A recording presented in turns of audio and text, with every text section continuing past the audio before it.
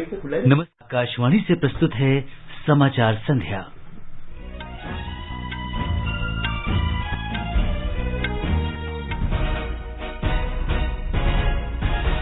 प्रधानमंत्री नरेंद्र मोदी ने आज गुजरात के अहमदाबाद में अत्याधुनिक सरदार धाम भवन का उद्घाटन और कन्या छात्रालय की आधारशिला रखी।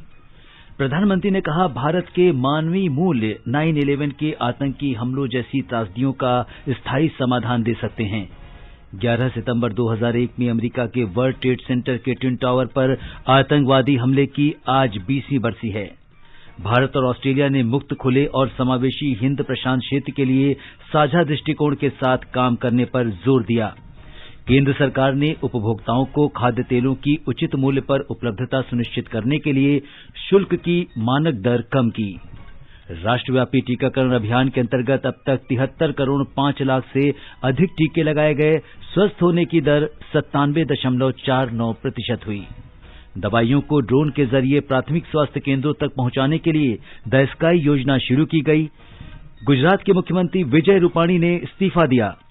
दिल्ली के कई हिस्सों में जोरदार बारिश ने 46 वर्षों का रिकॉर्ड तोड़ा। और अमेरिकी ओपन टेनिस टूर्नामेंट में महिला सिंगल्स फाइनल में युवा खिलाड़ियों ब्रिटेन की एम्मा रादुकानु और कनाडा की लेला फर्नांडीज के बीच कल सुबह मुकाबला होगा।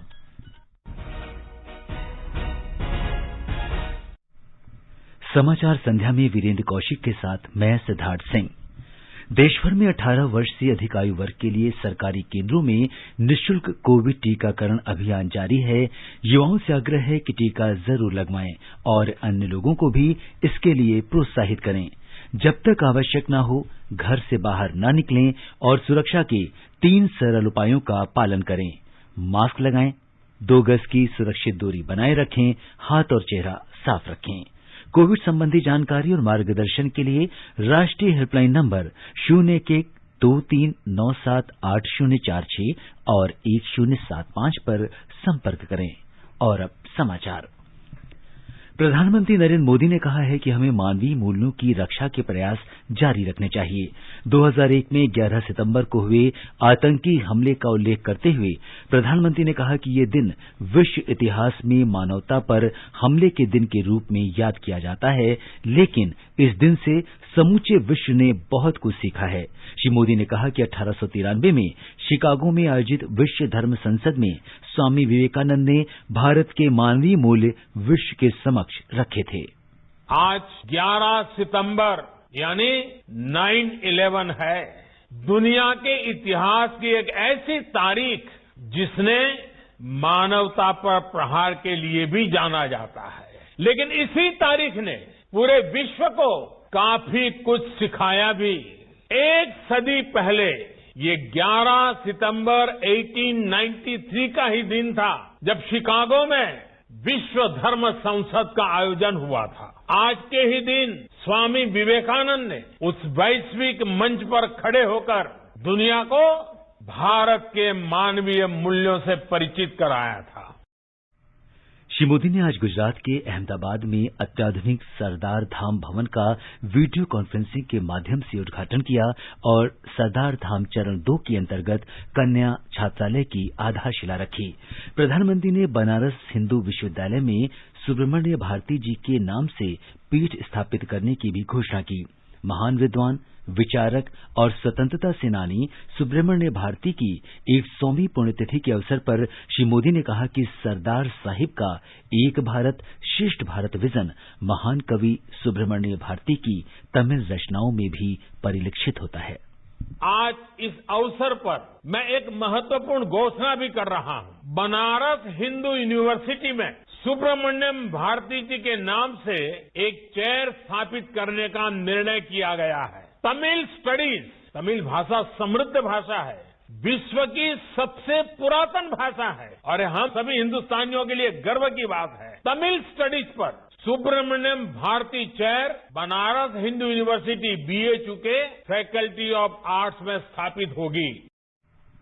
प्रधानमंत्री ने कहा कि सरकार समाज के उन सभी वर्गों को आगे लाने की कोशिश कर रही है जो पीछे रह गए थे।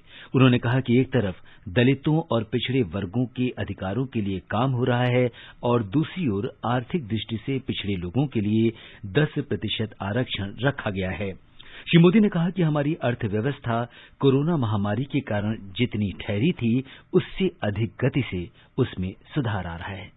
कठिन से कठिन समय हो, जब अपने कर्तव्य को समझते हुए पूरे विश्वास के साथ काम किया जाए तो परिणाम भी मिलते ही हैं। कोरोना की महामारी आई, पूरी दुनिया की अर्थव्यवस्था पर आंच आई, भारत पर भी इसका काफी असर हुआ, लेकिन हमारी अर्थव्यवस्था महामारी के कारण जितना ठहरी थी उससे ज्यादा स्पीड से रिकवर कर रही है। जब बड़ी बड़ी इकोनॉमीज डिफेंस में थी तब हम रिफॉर्म्स कर रहे थे। जब ग्लोबल सप्लाई चेन्स डिसरप्ट हो रही थी तो हमने नए हालातों को भारत के पक्ष में मोड़ने के लिए पीएलआई स्कीम शुरू की। श्री मोदी ने कहा कि 21वीं सदी में हमारे पास अवसरों की कोई कमी नहीं है। 21वीं सदी में भारत के पास अवसरों की कमी नहीं है। हमें खुद को ग्लोबल लीडर के रूप में देखना है, अपना सर्वश्रेष्ठ देना है और सर्वश्रेष्ठ करना भी है। मुझे पूरा भरोसा है कि देश की प्रगति में गुजरात का जो योगदान रहा है उसे हम अब और सशक्त रूप में सामने लाएंगे। हमारे प्रयास न केवल हमारे समाज को नई ऊंचाई देंगे बल्कि देश को भी विकास की बुलंदी पर लेकर जाएंगे। अमेरिका पर आतंकवादी हमले की आज 20वीं बरसी है। 11 सितंबर 2001 को इस हमले में लगभग 3000 लोगों की मौत हो गई थी। इस आतंकी हमले ने पूरी दुनिया को हिला दिया था।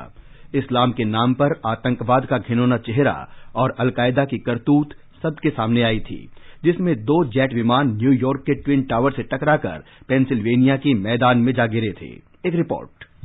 2 दशक पहले आज ही के दिन अलकायदा के 19 आतंकवादियों ने नापाक इरादे से अमेरिका में 4 विमानों का अपहरण किया था। न्यूयॉर्क में वर्ल्ड ट्रेड सेंटर के टावरों में 2 विमानों को दुर्घटनाग्रस्त किया गया। एक विमान वॉशिंगटन के बाहर पेंटागन में दुर्घटनाग्रस्त हो गया। चौथा विमान पेंसिल्वेनिया के ग्रामीण क्षेत्र में उस समय दुर्घटनाग्रस्त हुआ जब यात्रियों ने अपहरणकर्ताओं से विमान का नियंत्रण वापस लेने की कोशिश की। इन नृशंस हमलों में 2977 लोग मारे गए थे। इन हमलों का मास्टरमाइंड आतंकी संगठन अल-कायदा का संस्थापक ओसामा बिन लादेन था। इस घटना ने वैश्विक आक्रोश को जन्म दिया और तत्कालीन अमरीकी राष्ट्रपति जॉर्ज बुश को आतंकवाद के खिलाफ वैश्विक युद्ध का आह्वान करना पड़ा। कार्रवाई स्थायी आजादी के अंतर्गत अमरीकी सैनिकों को अफगानिस्तान भेजा गया और काबुल में तत्कालीन शासन समाप्त हो गया तथा आतंकवाद का सफाया हो गया। 20 वर्ष में वैश्विक समुदाय के ठोस कदमों से आतंकवादियों के नापाक मंसूबों का पर्दाफाश हुआ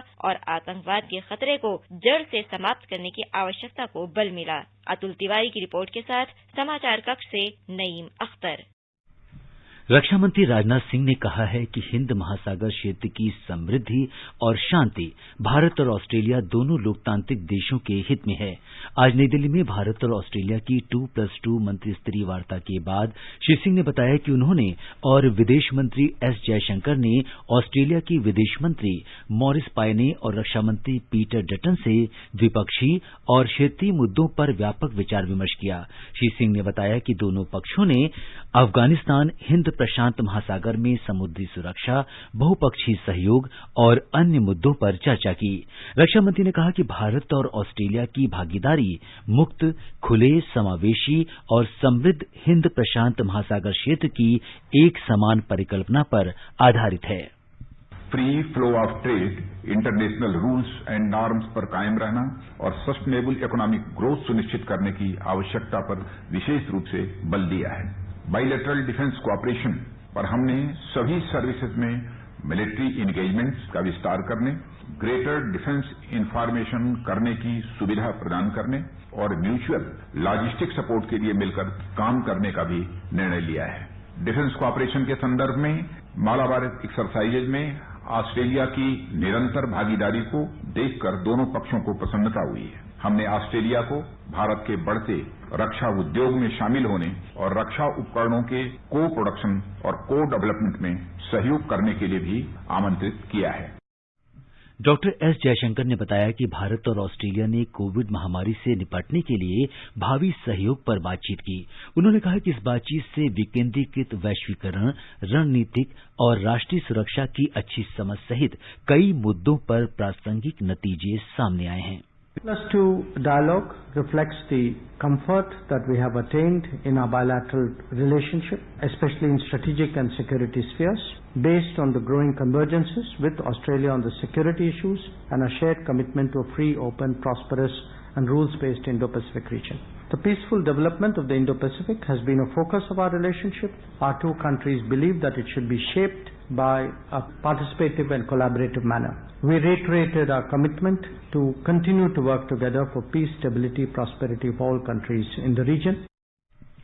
ऑस्ट्रेलिया की विदेश मंत्री मॉरिस पायने ने कहा कि भारत और ऑस्ट्रेलिया के बीच मुक्त, खुला और सुरक्षित हिंद प्रशांत महासागर के प्रति भारत और ऑस्ट्रेलिया का एक समान दृष्टिकोण है।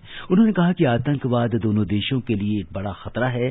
सुश्री पायने ने कहा कि ये सुनिश्चित करने में दोनों देशों का एक समान हित है कि अफगानिस्तान फिर कभी आतंकवादियों के लिए सुरक्षित पनाहगाह न बने।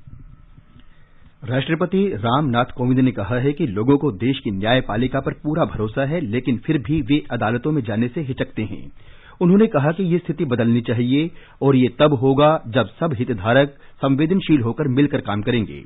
राष्ट्रपति आज प्रयागराज में उत्तर प्रदेश राष्ट्रीय विधि विश्वविद्यालय और इलाहाबाद उच्च न्यायालय के नए भवन परिसर की आधारशिला रखे जाने के समारोह में बोल रहे थे। हाल में उच्चतम न्यायालय में महिला न्यायाधीशों की नियुक्ति का उल्लेख करते हुए श्री कोविंद ने कहा कि आमतौर पर महिलाओं में न्यायिक विवेक से काम करने की प्रवृत्ति होती है, इसलिए न्यायालयों में महिलाओं की संख्या बढ़ाई जानी चाहिए।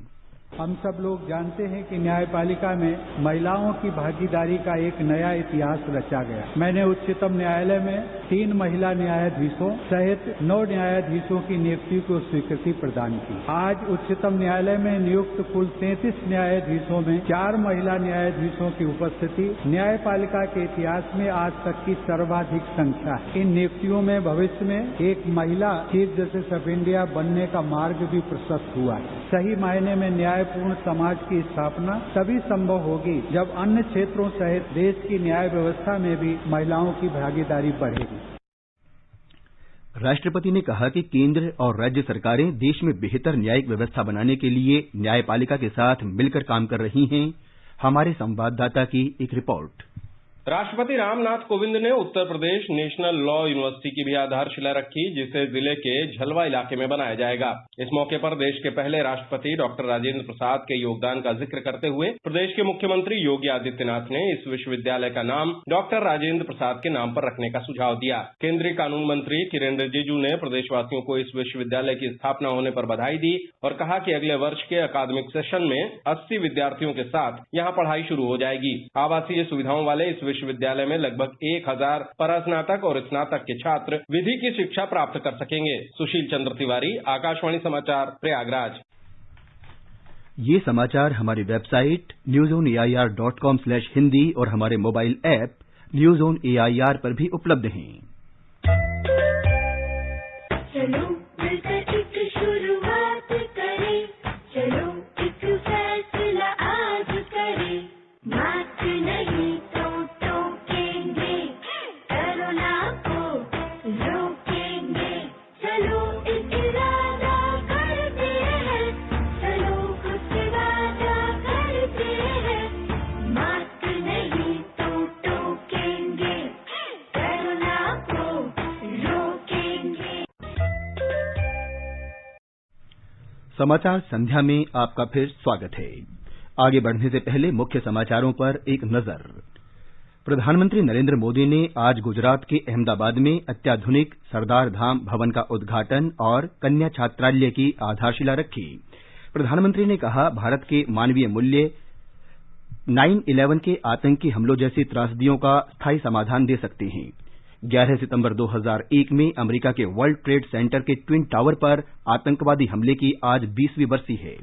भारत और ऑस्ट्रेलिया ने खुले और समावेशी हिंद प्रशांत क्षेत्र के लिए साझा दृष्टिकोण के साथ काम करने पर जोर दिया। केंद्र सरकार ने उपभोक्ताओं को खाद्य तेलों की उचित मूल्य पर उपलब्धता सुनिश्चित करने के लिए शुल्क की मानक दर कम की। राष्ट्रव्यापी टीकाकरण अभियान के अंतर्गत अब तक 73 करोड़ 5 लाख से अधिक टीके लगाए गए। स्वस्थ होने की दर 97.49% हुई। दवाइयों को ड्रोन के जरिए प्राथमिक स्वास्थ्य केंद्रों तक पहुंचाने के लिए द स्काई योजना शुरू की गई। गुजरात के मुख्यमंत्री विजय रूपाणी ने इस्तीफा दिया। दिल्ली के कई हिस्सों में जोरदार बारिश ने 46 वर्षों का रिकॉर्ड तोड़ा और अमेरिकी ओपन टेनिस टूर्नामेंट में महिला सिंगल्स फाइनल में युवा खिलाड़ियों ब्रिटेन की एम्मा रादुकानु और कनाडा की लेला फर्नांडीज के बीच कल तड़के मुकाबला होगा। केंद्र सरकार ने उपभोक्ताओं को उचित मूल्य पर खाद्य तेलों की उपलब्धता सुनिश्चित करने के लिए क्रूड पाम, सोयाबीन और सूरजमुखी तेल पर मानक दर कम कर 2.5% कर दी है। रिफाइंड पाम, सोयाबीन और सूरजमुखी तेल पर शुल्क की मानक दर घटाकर 32.5% कर दी गई है। नई दरें आज से प्रभावी हो गई हैं। सरकार ने कच्चे पाम तेल पर कृषि उपकर 17.5% से बढ़ाकर 20% कर दिया है। वर्ष 2021-22 के दौरान अंतर्राष्ट्रीय और घरेलू स्तर पर खाद्य तेलों के दाम ऊंचे रहे हैं, जो मुद्रास्फीति और उपभोक्ता के संदर्भ में चिंताजनक हैं। खाद्य तेलों पर आयात शुल्क एक महत्वपूर्ण कारक है, जिसका खाद्य तेलों की कीमतों पर प्रभाव पड़ता है। बढ़ती कीमतों के प्रभाव से निपटने के लिए इस वर्ष फरवरी से अगस्त तक कई कदम उठाए गए हैं। राष्ट्रव्यापी टीकाकरण अभियान के अंतर्गत अब तक 73 करोड़ 5 लाख से अधिक टीके लगाए गए हैं। स्वास्थ्य मंत्रालय ने बताया कि कल 65,27,000 से अधिक टीके लगाए गए। मंत्रालय के अनुसार कल 32,198 मरीज स्वस्थ हुए हैं। स्वस्थ होने वालों की दर 97.49% है। देश में कल 33,376 नए मरीजों की पुष्टि हुई। केंद्रीय नागरिक उड्डयन मंत्री ज्योतिरादित्य सिंधिया ने तेलंगाना के विकाराबाद में मेडिसिन्स फ्रॉम द स्काई योजना का शुभारंभ किया। इसके तहत वैक्सीन और अन्य औषधियां ड्रोन के जरिए प्राथमिक स्वास्थ्य केंद्रों तक पहुंचाई जाएंगी। देश में अपनी किस्म की ये पहली परियोजना में ड्रोन के इस्तेमाल से 500 मीटर आगे तक औषधियां पहुंचाने की संभावना का पता लगाया जाएगा। गुजरात के मुख्यमंत्री विजय रूपाणी ने अपने पद से त्यागपत्र दे दिया है। श्री रूपाणी ने गुजरात के लोगों की सेवा का अवसर दिए जाने के लिए प्रधानमंत्री नरेंद्र मोदी और पार्टी हाईकमान को धन्यवाद दिया। राज्य में अगले वर्ष दिसंबर से पहले विधानसभा चुनाव होने हैं। हमारे संवाददाता ने बताया है कि श्री रूपाणी का त्यागपत्र चुनाव से पहले नेतृत्व परिवर्तन का स्पष्ट संकेत है। मुख्यमंत्री श्री विजय रूपाणी द्वारा आज अचानक दिए गए इस्तीफे के बाद गुजरात की राजनीति में गर्माहट आ गई है। श्री रूपाणी द्वारा अपनी मर्जी से इस्तीफा देने और पार्टी द्वारा दी जाने वाली कोई भी नई जिम्मेवारी संभालने की बात कही गई है, लेकिन उनके अनुगामी के बारे में सस्पेंस अभी भी बना हुआ है। भाजपा के प्रदेश अध्यक्ष CR पाटिल सहित पार्टी के कई वरिष्ठ नेता गांधीनगर के प्रदेश मुख्यालय कमलम पर लगातार बैठकें कर रहे हैं। सूत्रों के अनुसार भाजपा के सभी विधायकों को गांधीनगर पहुंचने के लिए कहा गया है। केंद्रीय मंत्री और पार्टी के वरिष्ठ नेता अमित शाह आज गांधीनगर पहुंच सकते हैं और कल पार्टी के विधायकों को मिल सकते हैं। योगेश पंड्या, आकाशवाणी समाचार, अहमदाबाद। असम सरकार ने समूचे राज्य को पिछले महीने की 28 तारीख से 6 महीने के लिए अशांत क्षेत्र घोषित किया है। सरकार ने सैन्य बल विशेषाधिकार अधिनियम 1958 की धारा 3 के तहत प्राप्त अधिकारों का इस्तेमाल करते हुए यह फैसला किया है। हरियाणा में करनाल में प्रदर्शनकारी किसानों ने मिनी सचिवालय के बाहर अपना धरना समाप्त कर दिया है। करनाल लाठीचार्ज की घटना की जांच उच्च न्यायालय की एक सेवानिवृत्त न्यायाधीश से कराने के बारे में किसान नेताओं और प्रशासन के बीच हुए समझौते के बाद धरना समाप्त किया गया। समझौते के अनुसार हरियाणा सरकार लाठीचार्ज में घायल होने के बाद मारे गए 2 किसान परिवार सदस्यों को मुआवजा और नौकरी देगी। आजादी का अमृत महोत्सव के अंतर्गत आइए अब सुनते हैं आकाशवाणी की विशेष प्रस्तुति आजादी का सफर। आजादी का अमृत महोत्सव।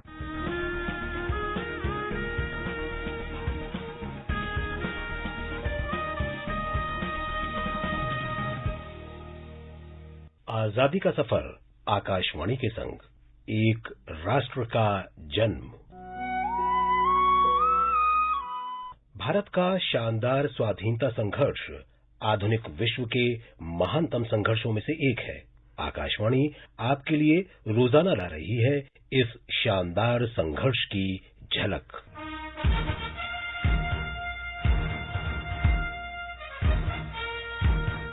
मानवता के इतिहास में ऐसे उदाहरण दुर्लभ ही होंगे जहां किसी व्यक्ति के आरंभिक शब्दों ने दुनिया को इतना रोमांचित किया हो जितना शिकागो विश्व धर्म संसद में 11 सितंबर 1893 को स्वामी विवेकानंद के क्रांतिकारी भाषण ने किया था। Sisters and brothers of America, it fills my heart with joy unspeakable to rise in response to the warm and cordial welcome which you have given us. I am proud to belong to a religion which has taught the world both tolerance and universal acceptance. We believe not only in universal toleration, but we accept all religions as true. I am proud to belong to a nation which has sheltered the persecuted and the refugees of all religions and all nations of the earth. Sisters and brothers of America से शुरू हुए उस भाषण ने न सिर्फ अलग राष्ट्र और धर्म के व्यक्ति के रूप में स्वामी जी की प्रतिष्ठा के बीच अंतर को दूर कर दिया, बल्कि श्रोताओं को ये अनुभव भी कराया कि वे ऐसे व्यक्ति को सुन रहे हैं जो सचमुच उन्हें सार्वभौमिक भाईचारे का मार्ग दिखा सकता है। 11 से 27 सितंबर 1893 के बीच स्वामी विवेकानंद ने शिकागो में 6 व्याख्यान दिए। उन्होंने कहा था कि मुझे ऐसे धर्म से संबंधित होने पर गर्व है जिसने विश्व को सहिष्णुता और स्वीकृति सिखाई। हम न केवल सार्वभौम सहिष्णुता में विश्वास करते हैं, बल्कि हम ये भी स्वीकार करते हैं कि सभी धर्म सत्य हैं। मुझे ऐसे राष्ट्र का नागरिक होने पर गर्व है जिसने धरती के सभी धर्मों और सभी राष्ट्रों के उत्पीड़ित और शरणार्थियों को शरण दी है। दुनिया भर के नेता स्वामी जी के अनुकंपा, बंधुत्व, सहिष्णुता और स्वीकृति जैसे जीवन मूल्यों का उल्लेख करते रहे हैं। जब स्वामी जी भारत वापस आए तो तमिलनाडु में रामनाथपुरम के राजा ने उनका भव्य स्वागत किया। उन्होंने ही स्वामी जी की शिकागो यात्रा प्रायोजित की थी।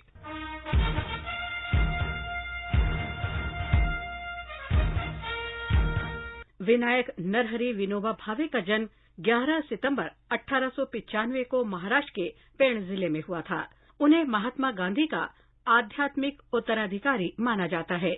1940 में विनोबा को गांधी ने ब्रिटिश राज के खिलाफ प्रथम व्यक्तिगत सत्याग्रही के रूप में चुना।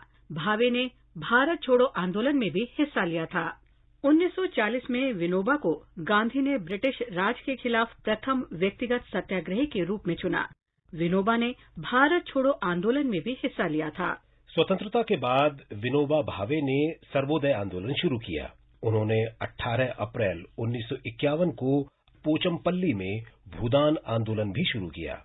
उन्होंने पूरे भारत का भ्रमण किया और लोगों से भूमि दान करने का आग्रह किया ताकि उसे भूमिहीन गरीबों में बांटा जा सके। उन्होंने गो हत्या के विरोध में भी आंदोलन चलाया। विनोबा भावे विद्वान, चिंतक और लेखक भी थे। उन्होंने अनेक पुस्तकें लिखी। वे मराठी, कन्नड़, गुजराती, हिंदी, उर्दू, अंग्रेजी और संस्कृत जैसी अनेक भाषाओं में पारंगत थे। हालांकि वे श्रीमद् भगवद गीता से अत्यधिक प्रभावित थे, लेकिन उन्होंने कुरान और बाइबल से भी प्रेरणा ली थी। 15 नवंबर 1982 को विनोबा भावे का निधन हुआ। आज सुब्रमण्यम भारती की पुण्यतिथि भी है। आधुनिक भारत के महानतम कवि भारती का जन्म 11 दिसंबर 1882 को तमिलनाडु के इट्टयापुरम में हुआ था। वे आध्यात्मवादी और राष्ट्रवादी भी थे।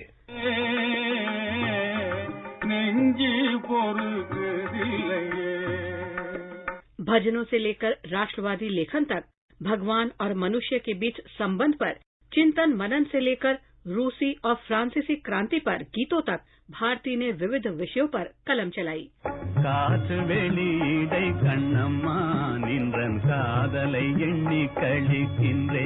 तिलक और वीओ चिदम्बरम पिल्लई से संबंध के कारण भारती को गिरफ्तारी की आशंका बनी रहती थी। इसलिए वे पांडिचेरी चले गए, जहां फ्रांस का शासन था। वहीं से वे स्वतंत्रता की ज्योति प्रज्वलित करने के लिए तमिल भाषा में ओजस्वी लेखन करते रहे। महान दूरदृष्टा भारती ने 1920 में लिखा, आइए नृत्य और गायन करें क्योंकि हमने स्वतंत्रता प्राप्त कर ली है।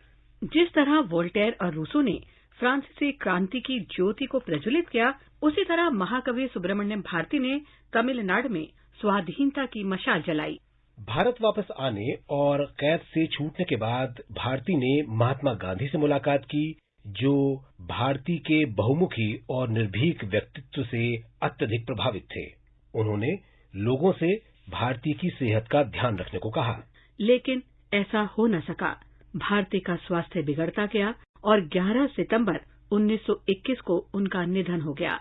जो कोयल पेड़ पर अकेली बैठी मधुर गाना गाती है, वो स्वयं तो खत्म हो जाती है, लेकिन उसके गीत सदैव गूंजते रहते हैं। आज ही भारत की एक और महान हस्ती परमेशिवन सुब्बारायन की जयंती है। सुब्बारायन का जन्म 11 सितंबर 1889 को तमिलनाडु के सेलम में हुआ था। वे स्वाधीनता सेनानी और राजनयिक थे। वे मद्रास प्रेसिडेंसी के मुख्यमंत्री रहे। आज बस इतना ही। आजादी का सफर आकाशवाणी के संग कल फिर मिलेंगे नई कड़ी के साथ।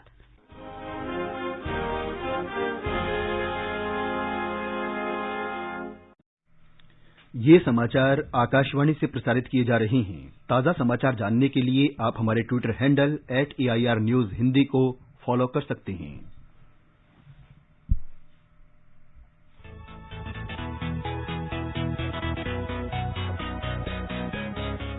दुनिया रंग बिरंगी, खट्टे मीठे रसीले समाचारों का सतरंगी खजाना आकाशवाणी पर। खबरें होंगी हटकर, जानेंगे कुछ अलग, हंसेंगे खुलकर, करेंगे सजग। सुनना न भूलें सोमवार और मंगलवार आज सवेरे तथा शनिवार और रविवार कार्यक्रम परिक्रमा में।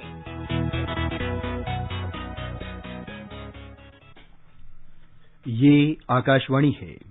अमेरिकी ओपन टेनिस टूर्नामेंट के महिला सिंगल्स फाइनल में कल युवा खिलाड़ी ब्रिटेन की एमा रादुकानु और कनाडा की लेला फर्नांडीज आमने सामने होंगी।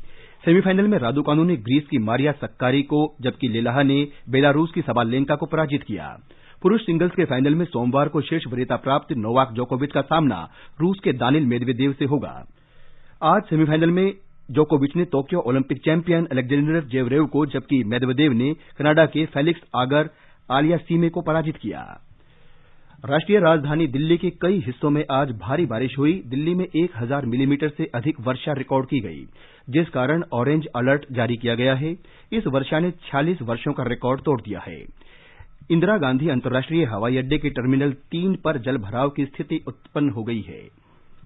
खराब मौसम के कारण हवाई अड्डे पर उड़ानें प्रभावित हुई। इंडिगो और स्पाइस जेट सहित अनेक विमान कंपनियों के यात्रियों से अनुरोध किया है कि हवाई अड्डे पर पहुंचने से पहले उड़ानों की वर्तमान स्थिति के बारे में जानकारी प्राप्त कर लें।